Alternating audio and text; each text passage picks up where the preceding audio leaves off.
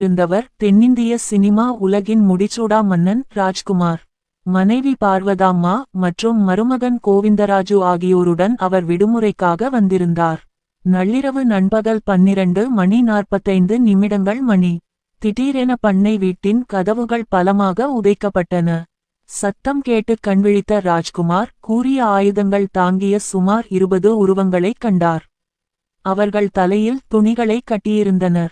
அவர்களில் ஒருவனின் கண்களில் தீ இருந்தது. அது வீரப்பன். யாரது நீங்க, என்ன வேணும்? ராஜ்குமார் அமைதியாக கேட்டார். வீரப்பன் துப்பாக்கியை ராஜ்குமாரின் நெஞ்சை நோக்கி நீட்டினான். பயப்படாதீங்க அண்ணாச்சி, உங்கள கொல்ல வரல. என்னோட காட்டுக்கு உங்களை விருந்தாளியா கூட்டிட்டு போக வந்திருக்கேன். ராஜ்குமார் குடும்பத்தினர் அலறத் தொடங்கினர். ராஜ்குமார் தன் மனைவியை பார்த்து, பார்வதா, சத்தம் போடாதே, இவங்க கிட்ட பேசி பார்க்கலாம் என்றார். இங்க பேச்சுக்கு இடம் இல்லை. ராஜ்குமாரை மட்டும் கூட்டிட்டு வா, வீரப்பன் கத்தினான். ஆனால் ராஜ்குமார் தன்னுடன் மற்ற இருவரையும் கூட்டிச் செல்ல வற்புறுத்தினார். பேச்சுவார்த்தை நீண்டது. இறுதியில் ராஜ்குமார், பார்வதாம்மா மற்றும் மருமகன் ஆகியோரை மட்டும் கடத்திச் செல்ல முடிவெடுத்தான் வீரப்பன்.